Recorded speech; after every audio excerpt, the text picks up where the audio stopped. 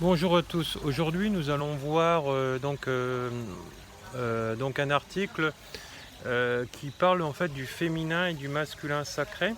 Alors du féminin que nous avons tous en nous et du masculin, aussi bien pour les hommes que pour les femmes.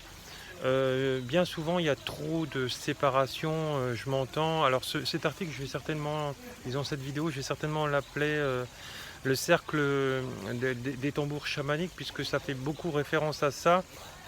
Malheureusement, je trouve que ces cercles-là sont très mal dirigés parce qu'il y a souvent une séparation entre l'homme et la femme qui ne doit pas avoir, puisque les énergies célestes font partie d'une énergie divine féminine comme masculine et vice-versa. Et quand on voit le lien avec la nature, la mère céleste, la mère terrestre et le père céleste, en fait il y a une communication, il n'y a jamais de séparation. Dans ces cercles-là, souvent il y a une séparation, c'est bien dommage.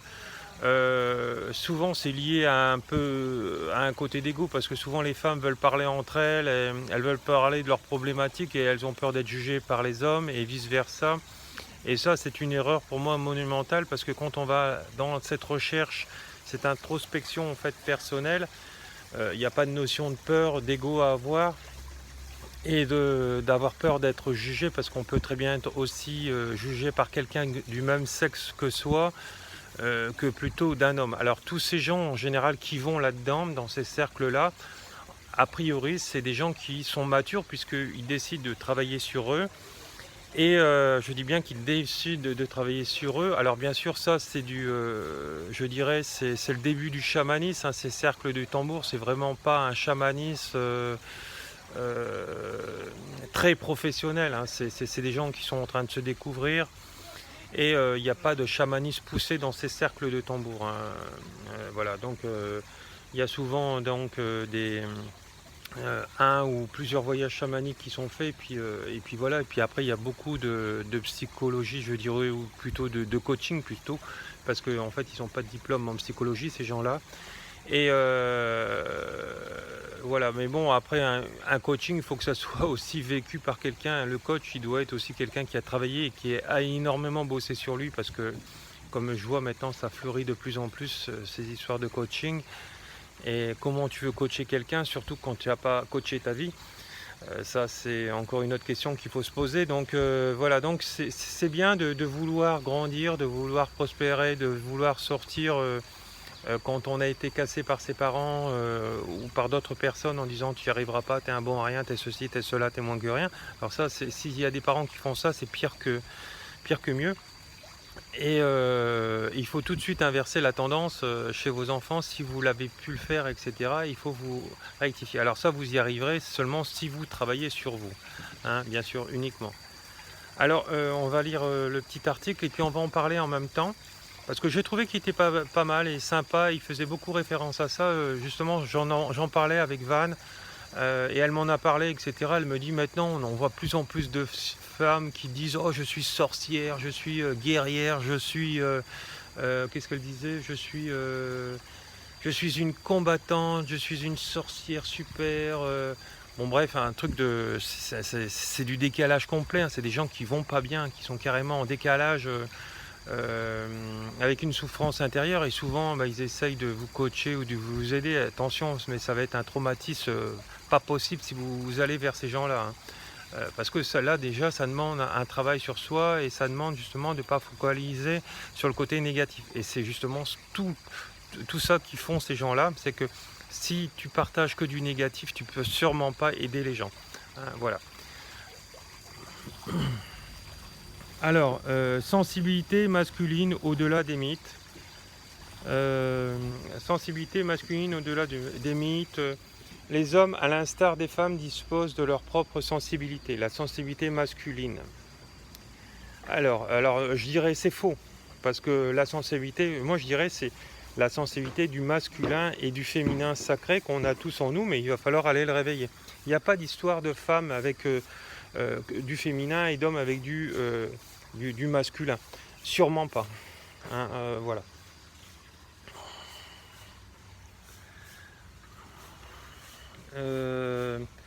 Alors le monde est rempli de mythes, la sensibilité masculine en constitue une source importante. Néanmoins, aujourd'hui, ce sujet suscite de plus en plus d'intérêt. Des gens, en effet, on observe du point de vue différent, avec beaucoup moins d'idées fausses. Avant de continuer, j'aimerais souligner qu'il ne s'agit pas, dans cet article, d'entrer en débat sur le relativisme culturel et stéréotypes les plus acceptés dans chaque culture. Nous cherchions à mettre en évidence l'actuelle transformation du concept de masculinité. Alors dans la masculinité, il va falloir prendre en compte aussi le côté féminin et vice-versa. Au cours des dernières années, le masculin est progressivement associé à la sensibilité, surtout dans certains aspects. Alors c'est vrai qu'on voit de plus en plus d'hommes qui deviennent beaucoup plus sensibles, c'est leur féminité en eux qui décident de naître, de s'exposer, de se mettre à nu, etc. Et ça c'est très bien, ces gens-là souvent ils deviennent eux-mêmes leurs patrons. Hein, voilà. Surtout dans certains aspects. Cela a supposé une évolution pour un grand nombre de mythes, à certains culturels occidentaux, afin de compte la sensibilité est propre aux êtres vivants. Ce n'est pas parce que l'homme le reconnaît et l'accepte qu'il doit délaisser son masculin. Alors sûrement pas. Hein, l'homme qui en arrive là a un côté vraiment masculin, mais aussi un côté féminin. Il sait être à l'écoute de sa conjointe. Voilà, donc c'est souvent le rôle des thérapeutes. C'est pour ça que souvent les femmes en consultation me disent mais Bunel, j'aimerais avoir un homme comme vous parce que en fait vous savez écouter. Oui, parce que on a tous en fait donné naissance à notre côté féminin et on est souvent dans l'équilibre. Pour répondre à cette question, il suffit de se baser sur la définition du littré. Tous les êtres, y compris l'homme, ont la capacité de sentir. Néanmoins, dans certains contextes, croyances et culturels, l'homme en est dépossédé. Alors ça, ça fait partie de l'éveil, hein, c'est une déprogrammation qu'il faut avoir, donc si vous avez cette déprogrammation, vous y arrivez. La bonne nouvelle est que dans certaines cultures, on observe un changement important à cet égard. On le voyait notamment avec les Indiens d'Amérique, du Canada. Ils avaient un côté féminin qui était aussi extérieur et intérieur. Hein. Voilà. Et là, ça remonte à très loin, hein, tout ça. Comme en Sibérie avec les chamans. La bonne nouvelle est que dans certaines cultures, on observe un changement important à cet égard. Les hommes ont de plus en plus nombre à accepter leur côté affectif, leur partie sensible. Cela n'est possible que s'ils acceptent la sensibilité et que le sentiment d'insécurité se transforme en émancipation. Voilà, donc l'émancipation c'est quoi? C'est le travail sur soi et donc c'est le développement personnel. Tous ces gens-là ne pourront pas travailler dans des métiers uniformes, c'est pas possible puisque de toute façon ce côté masculin, ce côté féminin, il est équilibré. Hein. Combien de fois on voit des femmes qui ont un côté masculin? Vous regardez toutes les femmes qui sont dans les métiers à uniforme. Qu'est-ce qui prévaut, même s'ils ont une apparence féminine, tout ce qui prévaut, leur intérieur est à 90% masculin. Je dis bien à 90% masculin. Il n'y a pas d'équilibre et là, la femme a perdu son côté féminin, etc.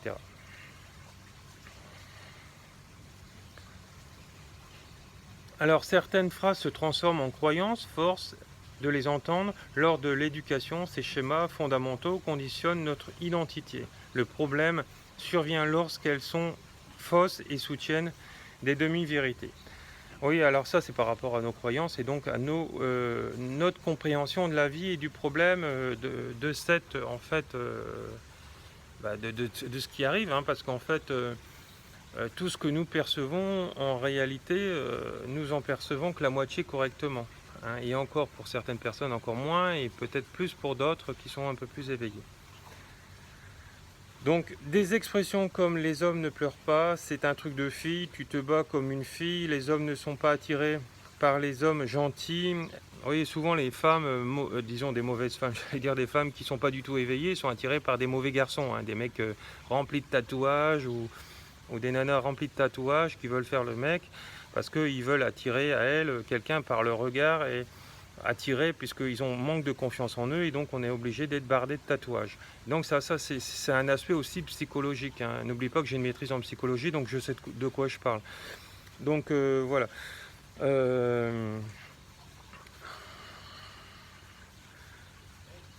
Un vrai homme ne fait pas ça, sont des bons exemples. Tous les enseignements de cette nature contribuent à ce que l'homme s'éloigne de son côté émotionnel et accepte comme une norme la figure de l'homme fort et sans sentiment.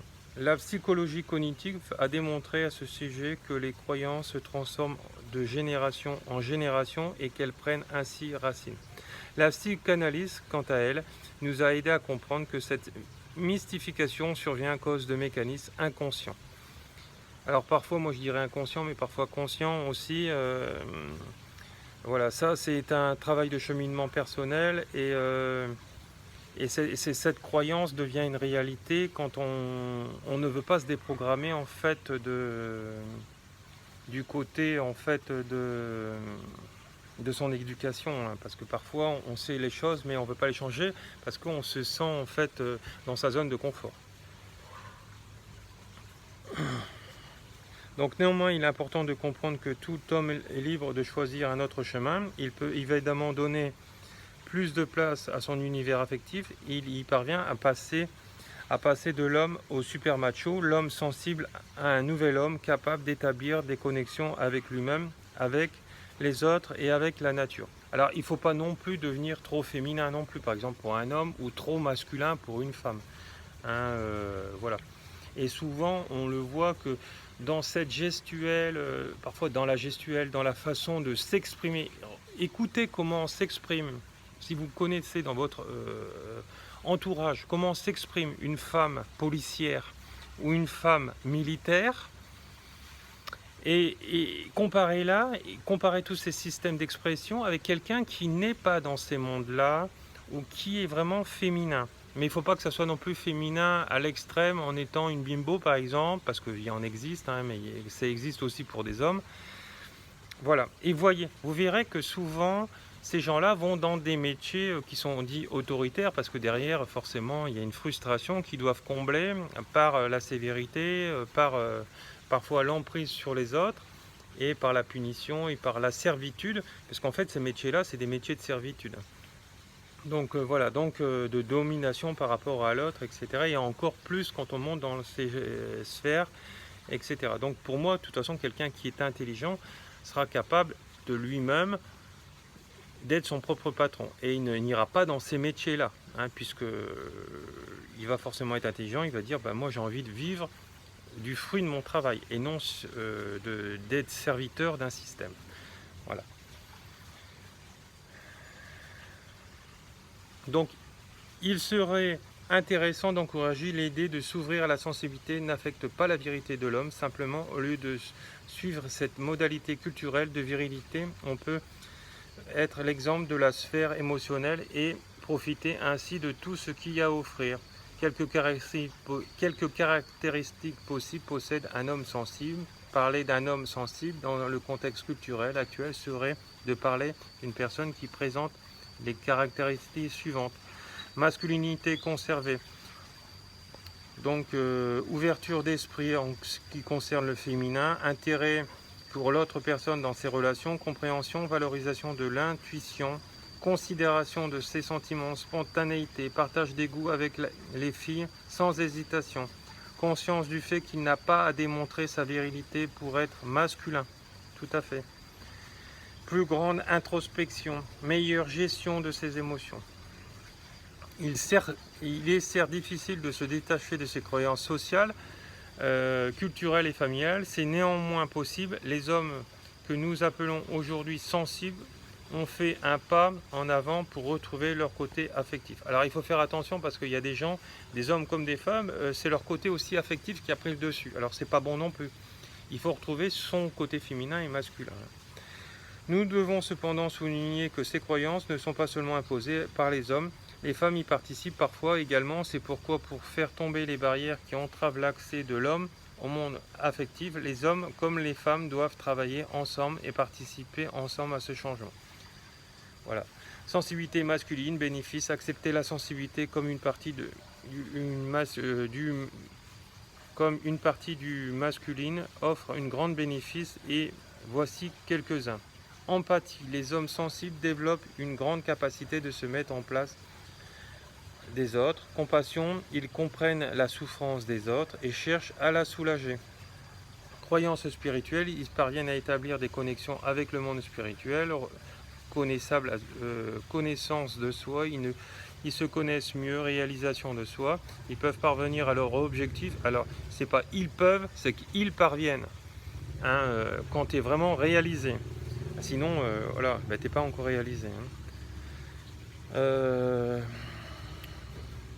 Intelligence interpersonnelle, ils se font de meilleures relations avec les autres. En effet, l'empathie les aide à nouer les relations. Alors surtout, quand un empathe se fait manger par la négativité ou par la souffrance des autres, il n'est pas équilibré. Donc là, à ce moment-là, il doit chercher à développer son guérisseur en moi. C'est pour ça que j'aide autant de personnes à développer tous leurs dons et réactiver en fait ce pouvoir génétique du guérisseur que nous avons tous en nous. Alors chez certaines personnes il est vraiment très haut et chez d'autres personnes il est juste au niveau personnel. Hein. Voilà, parce qu'on a tous une mission d'âme différente. Il y a des gens qui sont là pour être des enseignants guérisseurs, et il y en a d'autres qui sont là pour aussi, dans cette spiritualité, pour se guérir avec toutes ces énergies. Donc en effet, l'empathie les aide à nouer des relations plus solides. Néanmoins, il est important de mentionner que même si la sensibilité masculine est toujours plus acceptée, le fait de le faire n'est pas simple pour la plupart des hommes.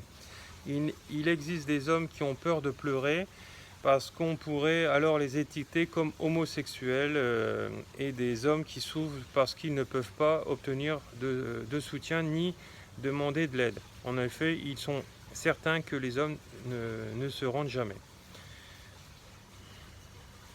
Par conséquent, pour accepter la sensibilité masculine, l'un des premiers pas serait que les hommes délaissent leurs exigences qu'ils s'imposent eux-mêmes. Alors je dirais les hommes comme les femmes, parce que tout à l'heure je vous parlais des cercles de femmes, etc., ou des cercles d'hommes, c'est beaucoup plus rare. Moi, quand je fais des cercles de tambour chamanique, c'est les femmes et les hommes sont mélangés. Hein.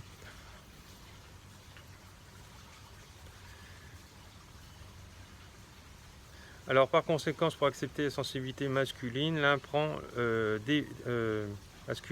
des premiers pas serait que l'homme délaisse leurs exigences qui s'imposent à eux-mêmes. Il serait ainsi plus facile de modifier ses phrases et ses croyances encore trop répandues. La sensibilité existe également chez l'homme. Renouer avec le monde affectif est une tâche difficile pour tout homme. Toutefois, s'il arrive, il pourra nouer de nouvelles connexions d'un point de vue différent.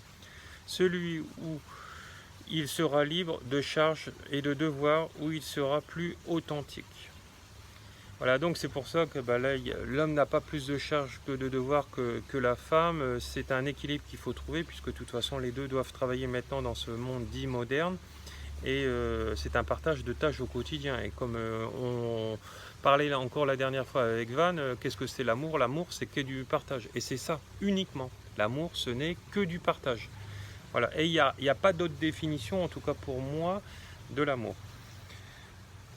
Donc aujourd'hui, seulement 10% de mes patients sont des hommes. Alors, si vous souhaitez vous libérer et renouer à votre authenticité, n'hésitez pas à me contacter et convenir d'un rendez-vous. Voilà. Donc c'est important de comprendre que, en fait, on est beaucoup plus de ce que l'on perçoit et on doit créer aucune séparation avec rien. Vu qu'on fait partie du tout, de l'univers, de la terre, de la nature ne crée pas de séparation, hein, voilà. Et donc elle évolue en permanence en conscience et en interrelation avec toutes les autres espèces. Donc l'homme doit faire pareil, il ne doit pas séparer la femme du développement personnel ni de l'homme, et ils doivent tous travailler les uns avec les autres et voilà, en miroir, Il n'y a que comme ça on évoluera beaucoup plus vite. Et c'est ce que me disait déjà une de mes élèves quand j'avais fait un stage. Je lui avais enseigné le chamanisme. Elle me disait, mais monsieur Martel, je viens vers vous parce que vous ne croyez pas de séparation. Quand je vois toutes c'est une aberration la plus complète. Quand je vois ces cercles de femmes, ces cercles d'hommes, et ces pseudo-chamans, voilà, qui tapent juste dans un tambour, qui chantent et puis qui font un voyage chamanique. Oui, je lui dis, oui, il y a beaucoup trop. Alors oui, effectivement, on a tout en nous, je lui disais, mais bon, si on reste sur le tout en nous et si on va pas bosser, si on va pas récupérer les enseignements, les initiations tribales d'autrefois, etc., et on les fait pas, et on les fait, après, il faut les faire évoluer, il faut qu'elles deviennent évolutives, et elles sont déjà évolutives à la base, à travers les siècles. Euh, c'est vrai qu'on n'y arrive pas, hein. Voilà, donc c'est pour ça que le chamanisme, ça doit être rempli de belles choses, hein. Nettoyer le karma des vies passées, ça vous le voyez pas dans beaucoup de formations, d'initiation. Donc nettoyage du karma passé, du karma actuel, l'activation en fait de vos dons que vous avez en tout, mais qui sont endormis puisque vous n'avez pas atteint votre chemin d'âme. Une fois que vous avez trouvé le chemin d'âme, les dons sont activés, hein. Mais après ça, on peut l'activer. C'est ce que je fais avec les gens que je vais soigner pour justement accélérer en fait leur destinée. Et après, lors du voyage chamanique, je fais des choses particulières que je vais en fait mettre sur leur route avec différents alliés qui ont vraiment ces particularités-là et pour les faire avancer. Et après, ça vient une flèche. Et en fait, je l'ai fait récemment avec une dame et maintenant, elle ouvre son cabinet. Voilà, donc, voilà, donc c'est quelque chose, je dirais, de génial. C'est dans c'est dans la seule thérapie que j'ai trouvé ça. Voilà. Donc après, il faut aussi que vous travaillez sur votre lignée, etc. Si vous avez une famille qui est assez lourde, qui est beaucoup dans l'ego, dans les critiques, les salissures, le qu'en dira-t-on, etc. Là, il va falloir travailler sur vous, mais vous allez devoir aussi travailler sur votre lignée karmique pour justement alléger votre vie. Et tout ça dans le chamanisme, on le voit. Voilà. Donc vous allez apprendre aussi à créer votre hôtel chamanique, hein, parce que tous les chamans doivent avoir un hôtel chamanique, en tout cas ceux qui ont été bien formés. Par exemple, quand vous travaillez sur la lignée familiale, lors de ce soin chamanique, donc le chaman qui va faire ce soin, lui il aura forcément son hôtel et lui il va activer ces choses-là, mais après il va aussi en même temps, lors de ces soins ou de ce soin, il va apprendre à son client, à son patient, peu importe, à créer son hôtel chamanique, hein. Et si lors de ces voyages qu'il a fait pour avoir ses réponses avec les différents guides, comment ça s'appelle, les alliés lui ont dit il faut avoir un talisman qui doit être comme ci, comme ça, il va le créer à son client ou va lui faire créer lui-même à son client. Après, c'est le chaman lui-même qui décide. Voilà. Et donc après, vous allez apprendre à passer des âmes, voilà, les recollements d'âmes, les désenvoûtements. Ça, c'est vraiment dans une formation en chamanisme, etc. Hein, parce qu'un chaman qui ne sait pas faire des désenvoûtements, c'est pas un chaman pour moi en tout cas. Voilà. Donc, on évolue en conscience. Voilà. Et puis, on sait de quoi on parle. Et on aide les gens dans le maximum. Alors c'est vrai que les stages c'est bien 2-4 jours, parfois je fais des stages et pour apprendre beaucoup de belles choses, puisque après c'est des répétitions de voyages qui sont faits dans les 3 mondes, hein, monde du haut, monde du bas et monde intermédiaire, puisqu'il y a 3 types de voyages spécifiques par rapport à l'utilisation de ce qu'on veut faire. Voilà. Et donc moi j'ai beaucoup de gens qui m'appellent parce que bon souvent les gens ils se mettent au chamanisme, je fais un voyage et puis après voilà, après il n'y a plus rien.